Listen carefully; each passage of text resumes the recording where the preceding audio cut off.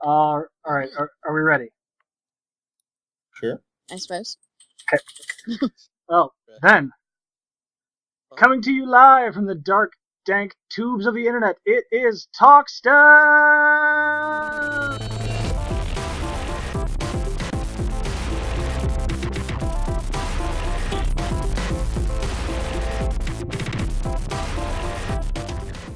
Joining us live via Skype is Ben. Yo. And Jordan. And Jordan. Joe, if we do this intro over again, I'm playing that air horn. No, and over again, we're doing this exactly like we're keeping this. All of this is being kept. It's one take. Really? One take? Oh god. there's Jordan. So there's a Jordan. And Was I silent the first time? you were. Oh. And Matt. Meow. And Chris. Hey, And Christian. I roll. Three of us are currently residing at Chateau des Cornes because we're all trying to fix Chris's computer. Not really fix, just like fix. Yeah, fix is probably the correct word for that. Yeah. It's bad. It's not bad. It's just unfortunate. So, Chris, do you want to talk about that? Oh joy, where do I begin? Talk about your day, Chris. So, about 11 o'clock, I get off Skype with my girlfriend, and I tell her I'm going to go clean my computer because it needs to be cleaned. It hasn't been cleaned since I got it. It needs to be cleaned. So, what do? I open up my computer up after unplugging it. I It'll take like 5 hours. compressing it, just spraying out all the dust, and I put it back together. Well, I put it back together. I try to turn on. It doesn't work.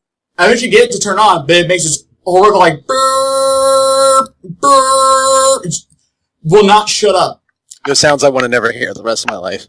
I like the band burp. Alright, I'm done.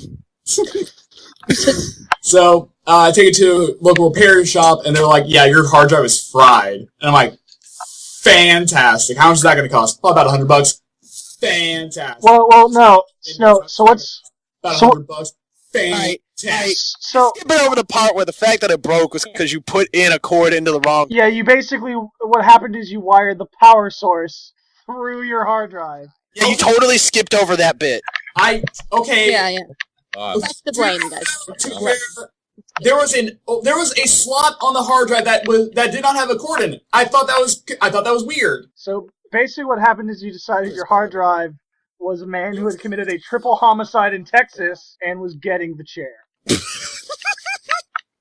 Wait, what? You know, like the electric chair. That's basically what you did to your hard drive. And I turned on multiple times, so I probably gave him the electric chair like 30 times. I'm guilty of electronic manslaughter. That's what I'm guilty of. Basically. Do you at least have your porn backed up somewhere else? Mm-hmm. Dude, I don't have porn on my computer. That's dumb. This man don't know how to back up anything. You're a fucking liar. I have the porn on my computer. Yeah, Christian is the one who does have porn on his computer. I'm glad we're about 6 minutes into this podcast. We're talking about who has porn on their computer. Yeah, buddy. Put the kids to bed, folks. Nerd stuff. Okay, what do nerds talk about? Video games? Video games? Comics? Porn. That's nerd stuff. I just noticed that, like, the bottom of mine is, like, straight up cracked. That's like, not good. One of the vents Just get that checked out. has been sort Maybe it of was from that time that I stuffed in like an eggshell. You what? sent that jump scare. What? Remember the jump scare? Oh, Alright, yo, we need to stop with these jump scares, because apparently it's destroying everybody's computers, because Chris did to me, that Matt went into Jordan, they need to stop. This is a terrible chain of, like, violent acts against computers via scaring people. It needs to stop. God, there's an idea for an episode. So, speaking of games, what video games have people been playing recently? We should probably definitely call this out, take turns before everybody goes at once. Ben, I know Ben and Christian have been playing the same game. Yes. Be playing a bunch of Final Fantasy XIV Realm Reborn. For me, it's my first real MMO, because the only other one I'd played before this was Phantasy Star Universe, which is by no stretch. It's a very if you call it an MMO, it's a very casual one. This actually has mechanics and classes and stuff I have to keep up with, and it's all really crazy, but I'm really loving it. Because, again, first time doing this, and everything's new to me, so I'm just like, you can do that? Oh my god, I get to do this thing! if you wanted actual insight onto how it is as an MMO, you gotta ask Christian. Yeah, so Right now. so Christian is our resident MMO veteran, having played probably. Well, Matt has also played a lot of MMO, but Consistent. Probably played more over time, like more time into it. yeah, and I haven't played an MMO since middle school. So Good City- old City of Villains. Christian, some deep insights into 14 Rum N Bones. Pretty much, like, it's what you'd normally expect, like, from an MMO standpoint. It's class designs, you know, it follows the holy trinity of classes, tank, healer, DPS. The classes are also very standard, cut and dry. You have the DPS classes that does the pew-pews. You also have the classes that, like, dot up people and deal damage over time classes, and you have the tanks and healers and all that. And then from a questing standpoint, it's probably one of the only MMOs where I enjoy questing, because it doesn't feel like you're going out and killing 5 things and taking their stuff and then going back and getting experience. Like, with the inclusion of a storyline to your quests, which I have actually no idea what's happening in the story. So we're skipping all the cutscenes, like, because it's Square Enix, so, like, everything has to take about 5 hours to get through the text and the amount of, like, stuff they pump into the visuals. So if we watched and read every single thing that every single NPC said, we'd probably still be about level 10. We're at least level 35 now. So you guys are enjoying that the questing is part of a storyline, even if you don't know what the story is? Yes, because, like, where normally it feels like a grind when you're normally doing other MMOs, where you're going, like, for instance, in World of Warcraft, there's a quest where you have to go make some stew in Westfall, excuse me. And the part of the quest that kills me is the fact that you kill a gore tusk for its liver and it doesn't drop it. You kill multiple animals and they don't drop their livers and hearts. And it kills me. That's the nice thing about the quest in this, at least, because, like, all the quests, they'll give you something, say you have to go kill this enemy, you have to go kill that enemy. They will specifically spawn, like, the enemies in an area where you need to be, and they will always drop the stuff you need to get. So they don't ever give you a quest that's going to take way longer than it should, just because RNG says item you needed for the quest didn't drop. So I think the reason why the story ones are neat is because the story just, like, constantly unlocks you stuff. Because obviously, like, I'm sure it's the same in every MMO, but, like, you do different quests and they unlock different areas of the world. But, like, the story feels a lot like everything you're doing, even if you don't understand everything that's going on, like, it feels like there's some level of, like, constant progression in the world as long as you follow the story. Whereas your general quest, it's just, they're here, you go do them, you fetch quests, there's a lot of padding. But at least the story ones, there's this constant, like, fast-paced progression, even if you don't understand what's going on, because you at least feel like, even if I'm skipping everything, I'm making it to new places in the world really fast and not having to dot over, like, a certain world for days and days, part of the world for days and days and days, because there's just so much tedious monotony that has to be done in a certain place. So, as an MMO, it takes out a lot of the busy work. Yes. Okay. That's especially with grinding, because there's tons of ways they could just, like, there's, like, this, I think my favorite thing is this thing called the hunting log, which is basically given to you really early on. And it'll say, like, hey, you're an archer. Go kill these 3 ladybugs who normally give you 20 EXP. Well, since you have the hunting log, go kill 3 of these ladybugs who normally give you 20 EXP, and we'll give you 1,000. Nice. And, like, as you fill out the log, you get actually a grand total experience, not only of each individual monster you kill, but when you finish the log, it gives you a larger sum. So it gets to the point where when you fill out a log and you completely, like, finish it, you basically get, like, this massive boost in experience, and it really makes it feel like that there's more to it than just kill this thing 100 times and you'll get X amount of experience. Right. The other thing is, going back to the class system, my other favorite thing is that at any time that you want to, you can switch classes to whatever class that you want to. Oh. By doing so, you are dropped down to the level of the class that you started with. Like, if you just made a character and you go and, like, I actually changed my mind, I want to start something else, it'll go to level 1. And it's like that through the whole game. But you don't lose experience when you switch back to your main class. So it essentially kills the purpose of alts, which to me is great, because I hate leveling alts. And if I want to play a certain class, I don't want to have to start a whole new character. Even Right. though, in theory, you are starting a new character, you start as level 1, but you keep all of the gear and all of the stuff that you earned in your previous. And if any moment, say Christian starts a new class and I start a new class, but then one of our buddies who just hit level 30 is like, hey, I just got on this instance. I literally just switch out my fist weapons for my staff, and I'm a level 35 and I can go on the instance with him. I'm like, all right, let's go. Yeah, and also by that vein, there's also a really neat thing called level syncing, where when you go and do a lower level instance, you are actually synced to the level of the instance. So you can essentially do an instance with a friend, and you both gain benefits from it because you may not get as much experience as your friend, but this way you're doing the instance with your friend, and you can experience that. And also, you're not gimping his experience gain, because otherwise, if a level 50 were to go to help a level 15, he would get nothing. Right. So it definitely makes it a lot more fun for friends to play together.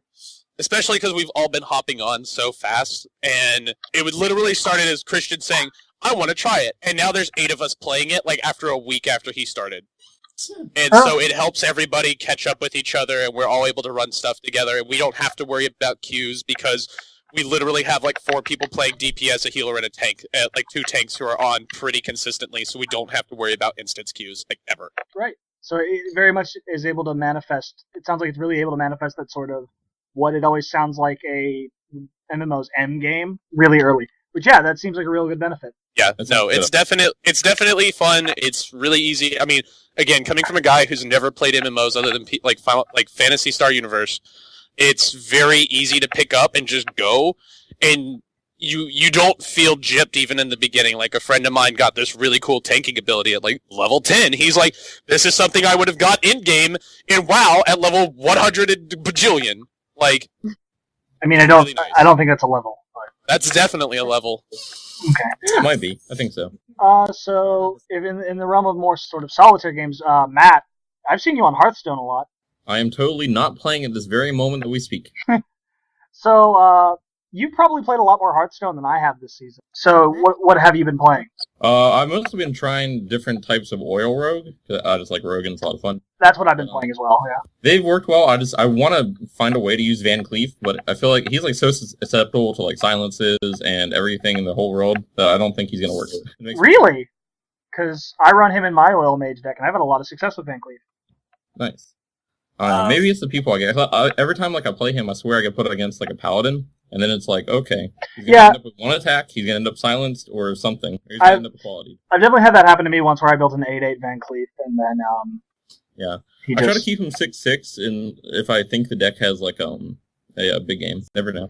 Insight being the mech mage, the mech mage dominant meta is kind of folded back on itself. Yeah, it's starting to the past 3 or 4 days. I've seen a lot of anti-mech mage kind of deck. All right. So Jordan. Yeah. On games I have been playing, you and I have been playing This War of Mine. Indeed, that's what I've been doing most of today. So you want to talk about This War of Mine?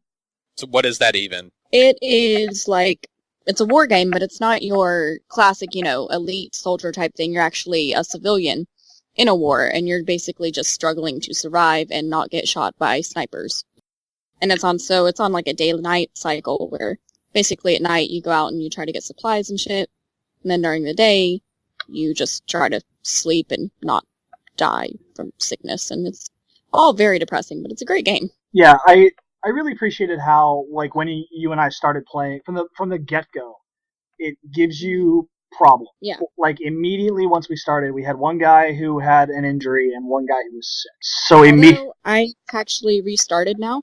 I'm on a new game, and I think we just got a really hard start because so far, I mean, of course, I've played a lot more now, but I think I'm at much greater advantage at the moment. So, but and even beyond that, you have no beds and sleeping on the floor. Shit. You have a chair, carpet falling apart ruins, and rubble everywhere that you have to dig through for your basic supplies. Right. I think I think they gave you the storage supplies of a couple closets, a refrigerator, a medicine cabinet, and a chair. Mm-hmm. And I mean, an empty refrigerator and empty Right. medicine cabinets, of Right. course. But like places to put things. Yeah. And You then have places to push it in empty rooms. But and it's one of those great games that does a good job of making basic needs seem so valuable. Like, Yeah, you really have to put a lot of thought into like every decision that you make, every basic necessity is. I remember how excited you and I were when we built our first bed, because then it meant like people could sleep during the day and the sick guy could get better because he could like get proper rest. And I also like that it very much like a good it's an indie game, obviously. And so beyond the whole, I appreciate that this is a war game where you don't play as I believe the archetype now is just referred to as Steve. The big awesome one-man army. Like the protagonist of every war first person shooter is basically the same with rare exceptions. But like, you're not awesome and you're not invincible. And I also like how it challenges you morally. Like a lot of games have like a moral choice system, but yeah, and it's not like just superficial things. Like it affects you in game, like your characters, like their morale. Like and it's like some touching or horrifying scenarios that really like affect you on a personal level. Well, even like as a player, like I recall when we walked into the mansion that we were told was abandoned, and then it wasn't. Oh yeah. And there was a brief moment where like you and I had I wouldn't call it an argument. Yeah, a fierce discussion, a hearty debate about what to do about this. Like, cause do we bash their heads in with a shovel or leave? But like we really need this stuff. Yeah, any game that can challenge your morals, I think, has like a game like that definitely has some merit. Yeah. Yeah. I mean, it really does like bring the like horrors of war, like a city under siege. But I think it really portrays that really well. I'd agree. Chris? Well, I mean, for the past like few months, I've just been playing Pokemon mostly. But now that I'm out of that addiction, Ben, son of a gun, he's got me back on Persona 4 Golden. Yeah, boy. It's as good as I remember it. Yeah, no, it's an awesome game. Oh yeah. I actually feel bad because when I started playing it, because I got that odd little accessory that Sony decided to put out, which is the PlayStation TV. I solely got it just so I could play this friggin' Vita game and not have to buy a damn Vita. I feel bad because I don't own the game. It's actually my buddy's. I finished it the first time, and then he was like, "You should do New Game Plus." That was about several weeks ago. So I haven't started New Game Plus. Probably do that sometime. You should check out all those other social links you haven't done yet. I almost got 100% actually on the last run. I've only missed out on like 5. Yeah, I'm not going to have you guys explain Persona 4 because I feel like if you're the kind of person who would love to play Persona 4, at this point you've already played it and are. Yeah, no, I feel like if you're listening to this at all, you probably at least have a grasp of what Hearthstone and Persona are. Yeah. So. Yeah, there you go. But. Hearthstone is a card game. Yeah, you've either at this point you've either dismissed Persona as a thing you want to play, or you're chomping at the bit for Persona 5. Oh my god! Like that. Right? No, dude, no, straight up. Oh my god, they're making the stuff that's the thing about Atlus too, is Atlus doesn't like to reveal a lot about their games leading up to releases, and they give you like the tiniest. So like where Nintendo will have a game releasing, or any other big named game company or developer will preview tons of stuff, show you all sorts of mechanics, everything about it, maybe even play through like a whole zone. Nintendo friggin' for Smash games reveals the entire cast almost before the game is out. Atlus tells you that they're making a game and they give you a picture and then they stay quiet for about half a year, give you another picture that's equally as vague, or like, here's a scene of our new protagonist. He's on a train. He ran into a group of people. And there was some eerie kind of thing, and he turned around, and here's the title of the game. And it's like, that's what you're giving us after half a year. Are you kidding me? And you usually apparently don't get much more than that. Like, I've only ever seen their advertising for, like, some of their newest stuff. But that's usually all you get. they actually released like a whole big trailer that shows off like tons of new gameplay and hints at like a whole ton of stuff that you're not really used to getting when leading up to these games. And so it's actually... I mean, that's not even just for the truth. Like, Nintendo, like, that's true of any video games, like, anymore. Like, Atlas is still... They're an outlier in that. They're really quiet, and like, Nintendo's quiet on a certain level where, like, if you're getting ready for E3... you will probably see 1,000 leaks of what Microsoft and Sony are about to bring at the table, but Nintendo's really quiet about it. But as soon as it all gets out there, Nintendo's like, let's do a Nintendo Direct showing you every single aspect of this game, which is cool in its own way because you actually get to see what you're getting for your buck. But at the same time, Atlas just kind of knows that a whole part of Atlas games is generally being very vague and like having some sort of deeper meaning to things. It's like what they run in with all their games. So it's almost still fitting that they keep super quiet and are very vague about everything all the way up until its release. So it's kind of weird that they've actually given us a gameplay trailer. But it's a really good trailer. It's so good. And if you haven't seen it, it's basically characters are probably going to be thieves. They likely use masks for personas this time around. And the dungeon layout, instead of being your typical... run through a hall. Oh no, there's like a little shadow thing. Are you gonna go hit it? Okay, you hit it. It's actually very platformy, like you have to sneak around. You have to, it's sort of like this weird Assassin's Creed, Metal Gear Solid. I was going to say, it's Persona meets Payday. Yeah, no, it is. You go into a whole, like, they literally show one room where there's all these suits of armor who I'm assuming are the equivalent to shadows in this game, which are the enemies, and, like, there's a ton of them in this room, but the guy instead, like, runs into the room, and then, like, we get another cut of him later, jumping along, like, chandeliers on the ceiling, trying to avoid everything. So that's something you used to not be able to do. You were basically on one field, going through halls and picking up little doors. Yeah, the great RPG hallway. Yeah, and that's really all it was before that. Since it's the newest edition, and we do play board games, we should talk about Tiny Epic Defenders. I was actually about to transition to board games, but first, as something we can all talk about because we've all played it at this point, except for Ben, maybe. Since it's featured in our, well, I think we should first talk about the two games that are featured in our first two episodes. So, Lord of the Rings, the deck building game. Definitely have not played. Yeah, and Cosmic Encounter. I did play that one. So, just fantastic. So, Lord of the Rings, the deck building game. Correct me if I'm wrong. For everybody but me, it's your first deck building game, right? Yes. Or yeah. Okay, so the reason I bought this is because ever since I got home from college and I've been hanging out with my friends from high school and Ben again, I've been trying to round out my my board game collection. And we didn't have a deck building game. The big problem being that the two biggest deck building games at the moment, those being Dominion, which is like the first big deck building game any board game nerd's gonna know what I'm talking about here. Sort of what is considered Dominion 2.0 in Power Stone, I think it's called. Power Stone is that old Sega fighting game, if that's what you're talking about. No, crap, I'm gonna look it up. But point is, it's basically considered like Dominion 2.0. And so what kind of bores me about those games is that, and this was actually a good thing to talk about early, is that they're solvable. They, at some point, like I have a friend who is really into Dominion. Like Dominion is his favorite game ever.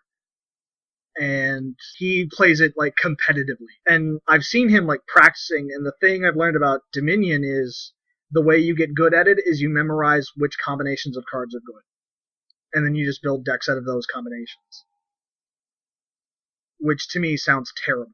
So what I can appreciate about Lord of the Rings, the deck building game, which is made by a company I forget, but they also make the also famous DC deck building game, is... You speak of the DC deck building game, I think Zach, me and him talked about it, and he actually mentioned... He actually called me and talked about it. Oh, yeah. And I told him not to buy it. Oh. Because we already have the Lord of the Rings deck building game. Kritozoic Games makes the Lord of the Rings deck building games, as well as there's expansions for each of the movies, and there was also, I'm assuming it's compatible, the Hobbit deck building game as well. Which I could see us getting a hold of those eventually.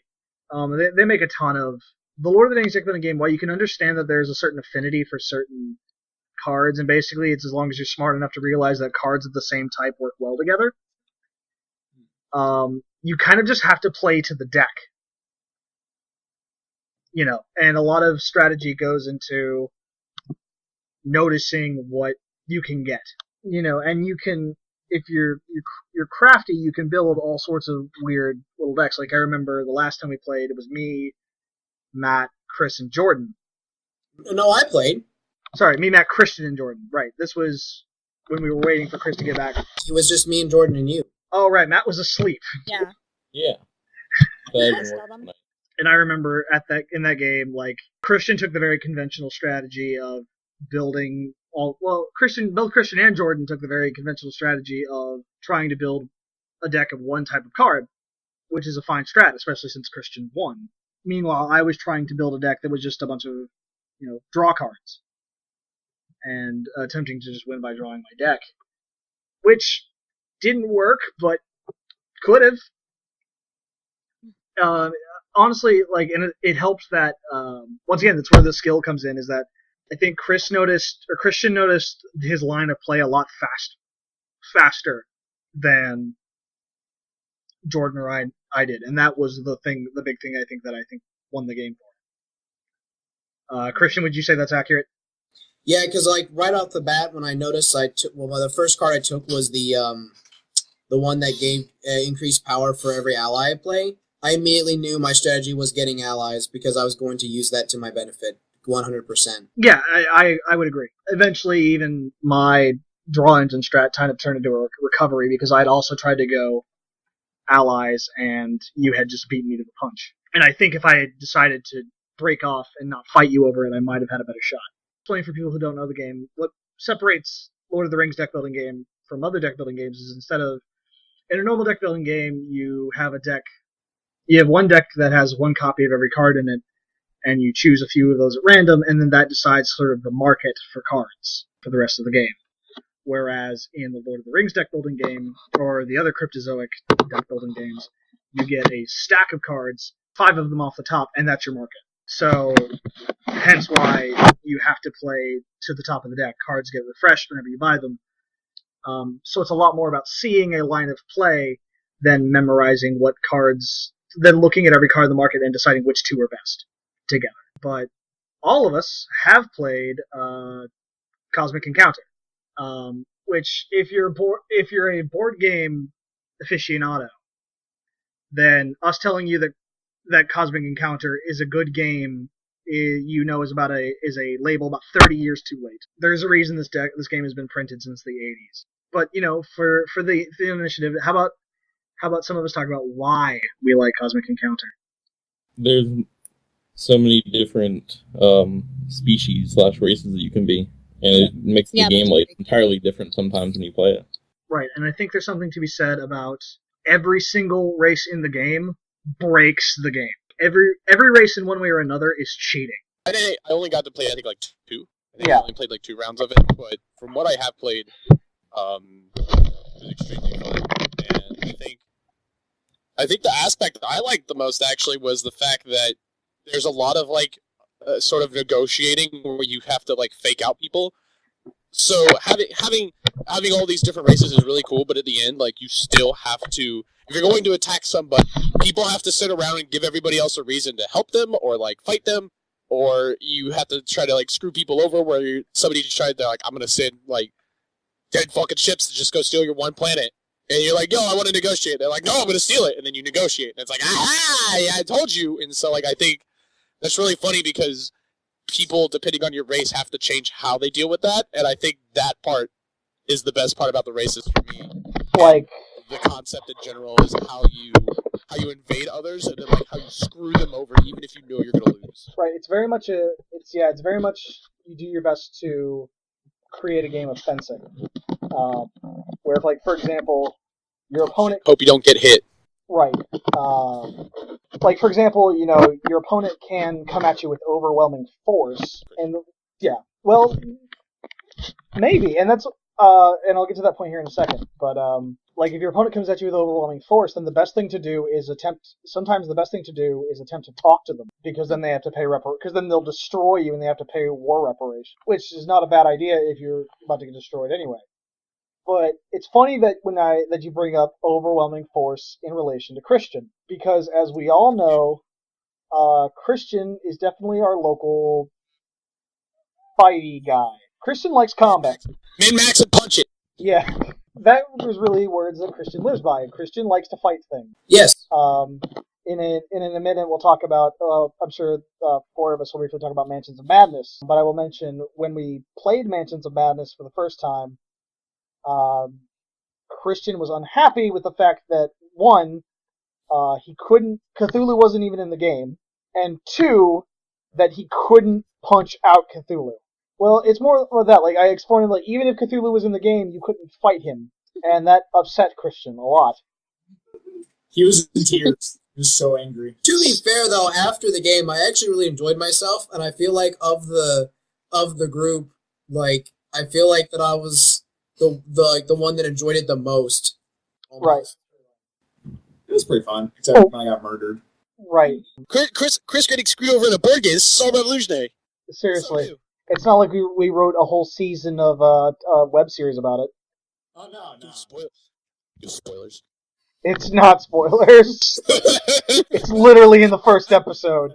If you're listening to this before the first episode, you should have probably watched the first episode of Nerd Stuff. But anyway, getting back around to Cosmic Encounter, I think what's very interesting is that it will force people who are normally like a one-strat kind of person to adopt different strategies. Like, for example... I tried to talk to all of you, and you all screwed me over. Well, sorry, Poor cousin Oscar. Sorry, Oscar. But exactly, I'm exactly talking about Cousin Oscar. Christian played a race in this game, Cosmic Encounter. You were playing as an alien race. One of, several... I think if you get all the expansions, you can have, like, hundreds of... Or over 100, at least, alien races to play from. And Christian was they were the Misers, I believe they're called? Yes, they're the Misers. And basically the Misers just get a second hand of cards. That's it. They just get a second hand. It was so good. Right. But the way, Christian, once again, min-max and punch it Christian, looked at this strat and went, oh, I have a lot of bargaining chips. I can give away a lot of cards because I have twice as many as everybody else. And Christian attempted to adopt a diplomatic strategy. Unfortunately, every single time, I got screwed. Every time.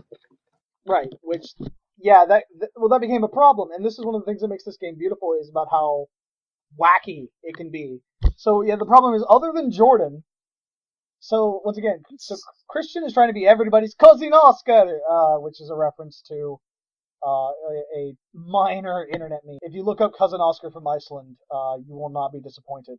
He was going to be everybody's cousin Oscar, and he would try to negotiate with people and essentially trade. He could trade a ludicrous amount of cards away for colony, which is how you win the game, for nothing. The problem being, nobody had negotiate cards to negotiate with Christian. So I ended up losing chips, and everyone was like, I'm sorry, cousin. Like, no. And yeah, then it led to this humorous turnaround where basically Christians screw everybody.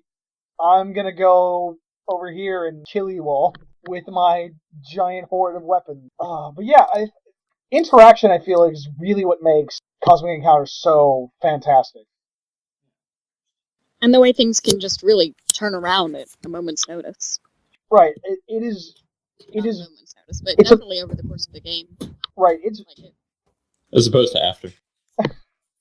It's very. I think it's very rare. I don't think we have yet to have a game of Cosmic Encounter that is not close. Like, if the game had gone on a little bit longer, somebody else would have been the winner. And I think that is another great point in its favor, is you never quite feel out of it. So yeah, I think we can all highly recommend it. If we can't all recommend the Lord of the Rings deck building game, which I think we might be able to. I don't know if it's our favorite game ever. I like it a lot, though. I'd say Cosmic Encounter is one of my favorite that we've played recently. I'm talking about Lord of the Rings first. I don't know if that's one of our favorites, but I definitely think we can all agree that Cosmic Encounter is, it's easily in our top. It's easily in my top. I would definitely, if I was around tomorrow, I would definitely love to be playing it a whole lot more, because that was, with the 2 games I got to play, I enjoyed it, but there were definitely other races I would rather, try out and other strategies, and so it's definitely something I want to try to play again, but I don't have a grip count here in Georgia. Woohoo! Absolutely.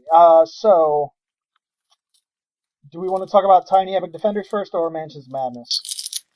Mansions of Madness. Mansions first, because more people have played it. Okay, so, the other day, this was, last week? Yes.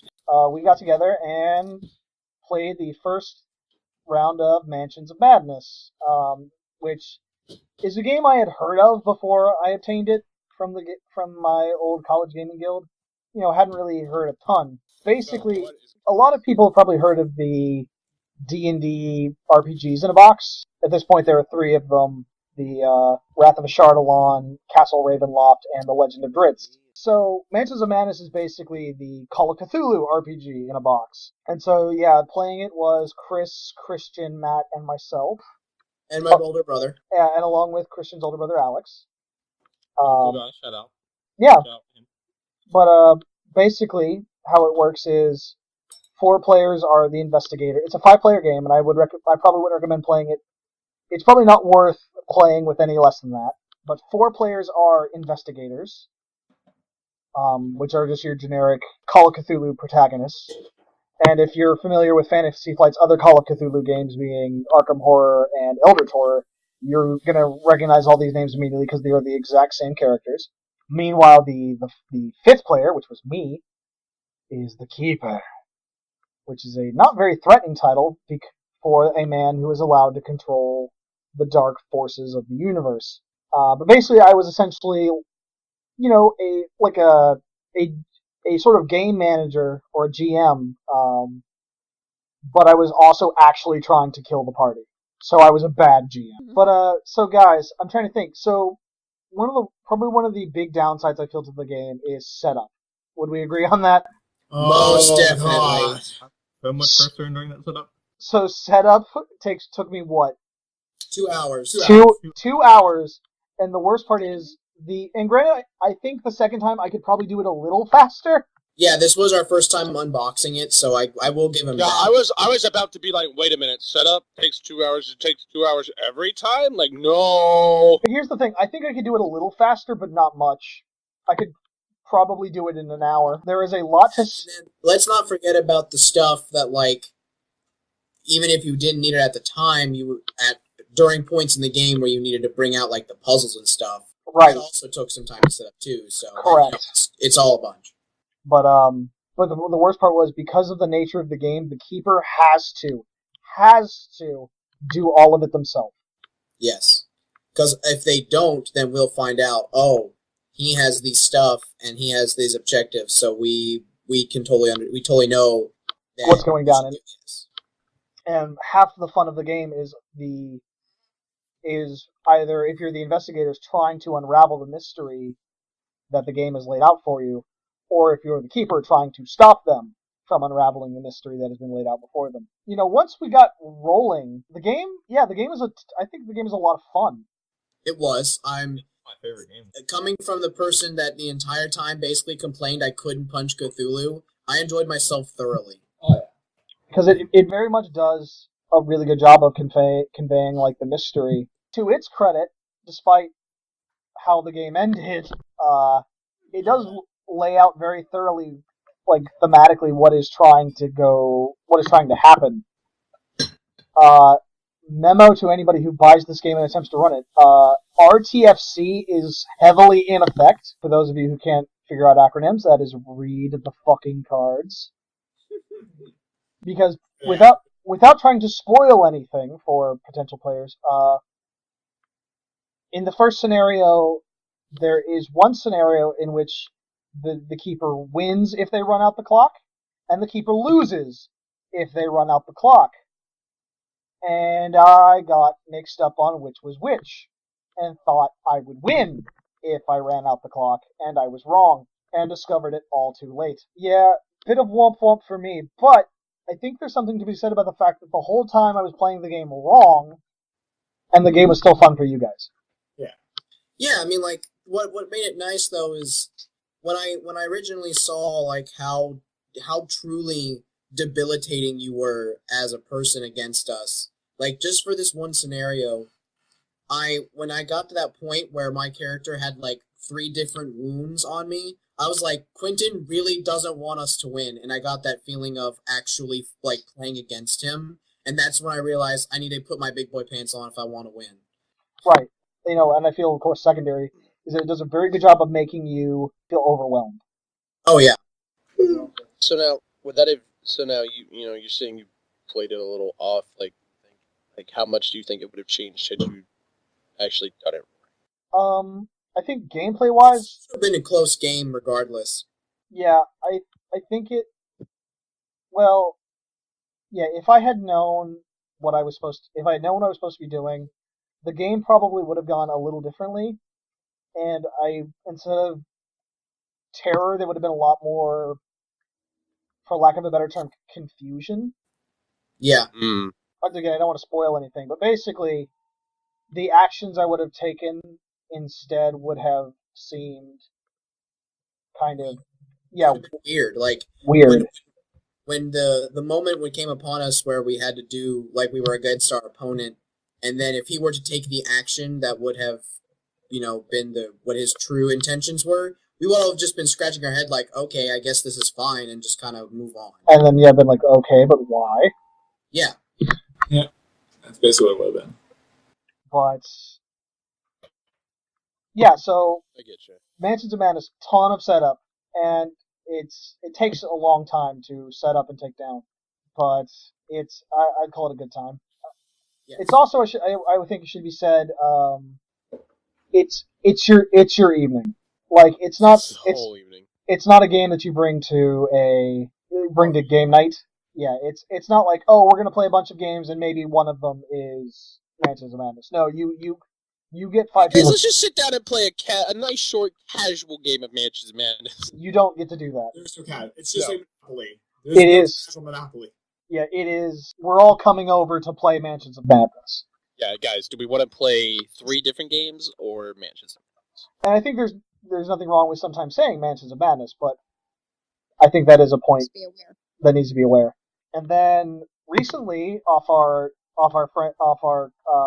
Christian, who is our resident Kickstarter expert, essentially, while say I tend to buy more games off of Amazon, and this is of course a fine strategy either way. Christian prefers to grab games off of Kickstarter. And we've so recently obtained his newest haul, which is Tiny Epic Defenders. So, Tiny Epic Defenders is actually a cooperative game which we were missing from our collection, which is one of the reasons why I got it. It puts all of us in the position of being defenders of the city of Gamelin, which is the name of the creators of the company. The company's Gamelin Games, so they named the city after it, whatever. That's real creative. The most creative. So we basically take the role of these characters that through multiple rounds of turning over the turn deck, which determine who goes in what order. We face an onslaught of these minions, and we really have no control over who goes when. It's whenever the turn deck allows us. And as the game continues on, we get more and more enemies that will continue to attack the outer regions of the city and increase what is the threat meter of each of the regions. And if the threat reaches a certain point, that region is destroyed, and any threat that would be in that region otherwise is actually then sent to the capital city. So, good points about the game first, for sure. I appreciate that this game it's a lot deeper than it looks, on the top. Because it very much, you have to pay attention to what's going on every round, and notice, say, what areas are being favored for monster attacks. Like, if there are a ton of monsters just hanging out, that keep hitting the mountains, well, then you need to be sending one of your guys out to the mountains to defend the realm. He needs to be there to either to succor the threats, to handle them after they get there, or to just straight up defend them from coming in the first place. I thought this game, honestly, when I first played it, I thought the game was going to be very strategy light. Clearly not. Right. Because you have to pay attention to every card that comes up, and because there's this constant uncertainty of never knowing when your turn or whoever's turn is going to come up. I also really like the different classes, but like the different classes of the game like really separate like how the game is played, because each of the individual classes have these abilities. Most of them, at least the majority of them, were given to me because they were rewards for being a backer. But there are a couple of them that can, like, if you want to buy the game from, now that the game is released, if you wanted to buy it from them, you could buy it as an expansion.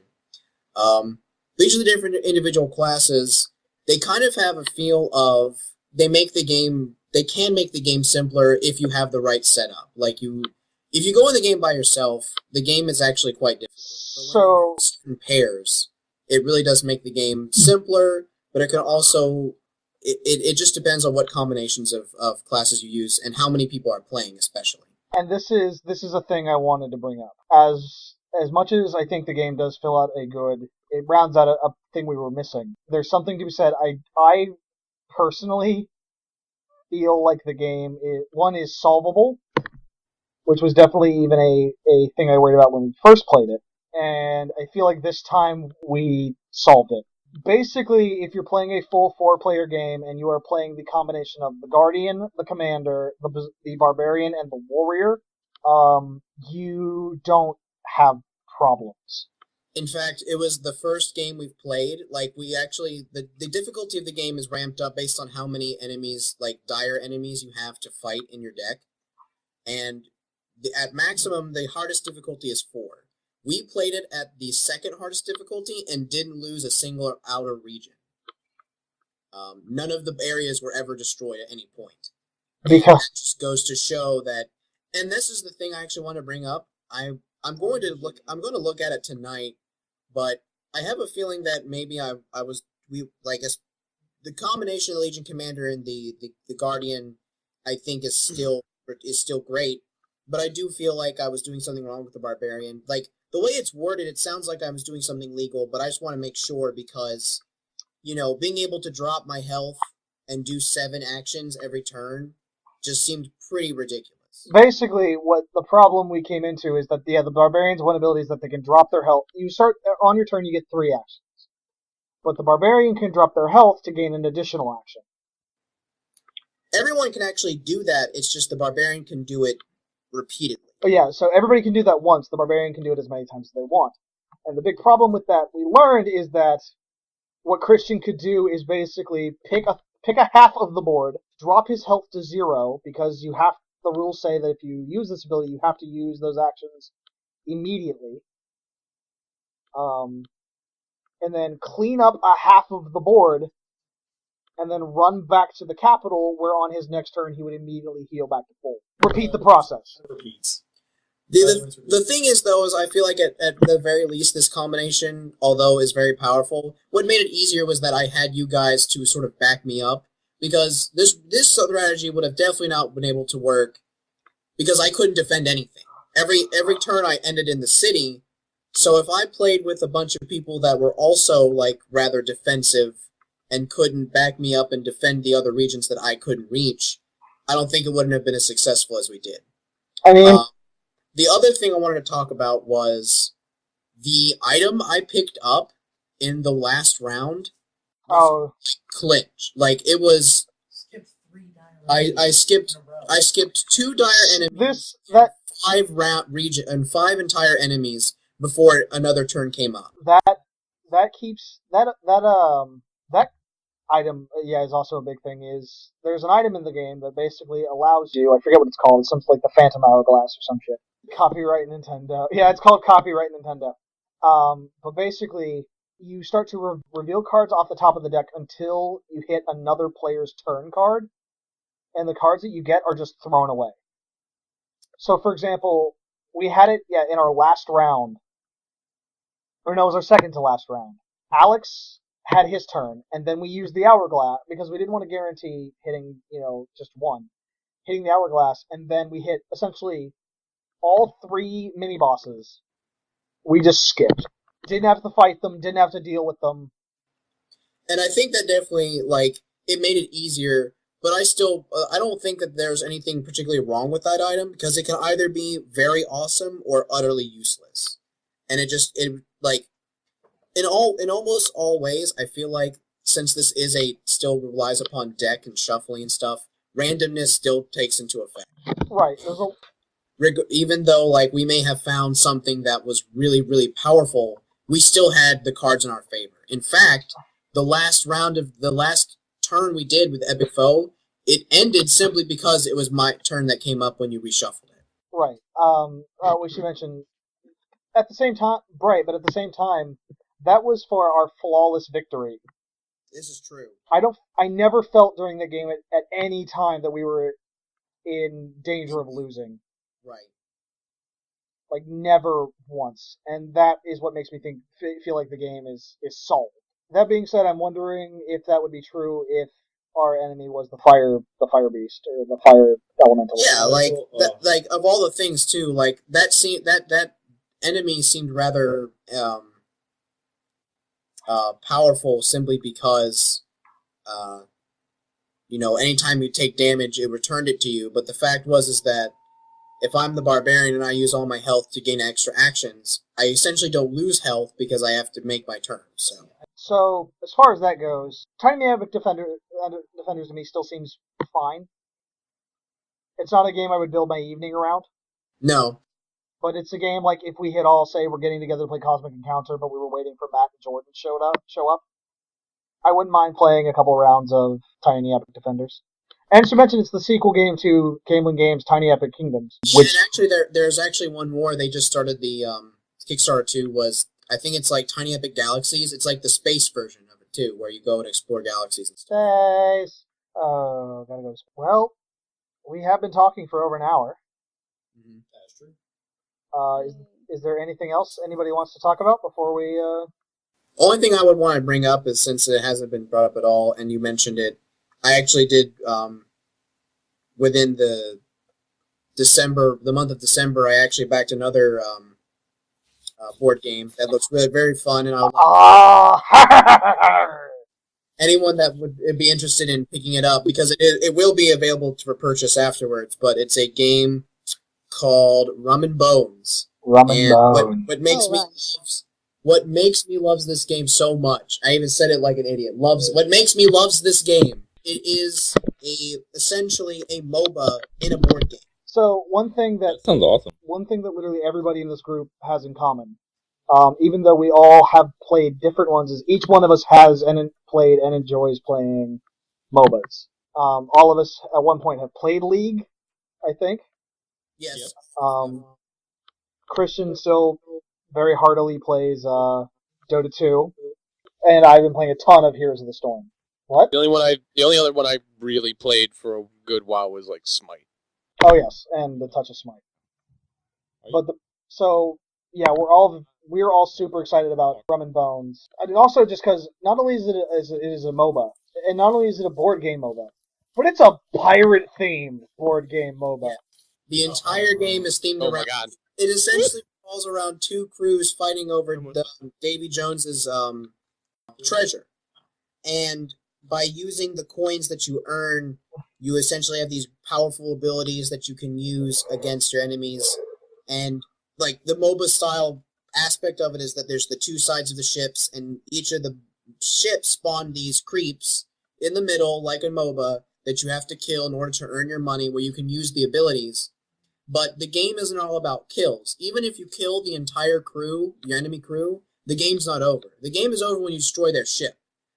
And to destroy the ship, you have to destroy 3 of their structures. So just like a MOBA, it's not about your stupid KD ratio. I'm looking at you, 80 carries.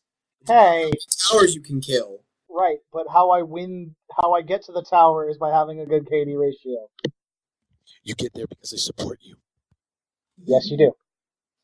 But like, what's really cool is that there's multiple crews, each with their specific heroes, and they also have mercenaries, which are available to purchase, that can be used on any crew. So even if you're playing the spells, Wellsport Brotherhood, or the Devils. I don't even know their names. The bad guys. The Undead Crew. Even if you're playing either of them, there are still heroes that both are allowed to be played, and I'm really looking forward to it because I feel like this is a game, really strictly looking at it from what I've seen, and also I've seen 2 playtest videos of it. It doesn't look very hard to understand, but doesn't seem to be very simple either. And the games don't last exceedingly long, and the games also look very just all around fun because pirates. yeah, you got pirates, and you have the 2 enemy sides, which are heavily. But all of us are pretty competitive, so I'm sure there's be a lot of yelling, a lot of cussing, and just I think us especially will really enjoy it when we finally get our hands on it. Awesome. I was gonna ask was in general with the play tests you've seen. Obviously, you said it looks pretty balanced, it's pretty easy to pick up, but you were mentioning time, you say they don't take long, but generally, how long have the playtest videos taken? How long would a round of this game maybe take? Well, the playtest videos, the ones I've seen, were around an hour long, but they specifically stated that these videos would be longer because they wanted to make sure all of the mechanics were explained.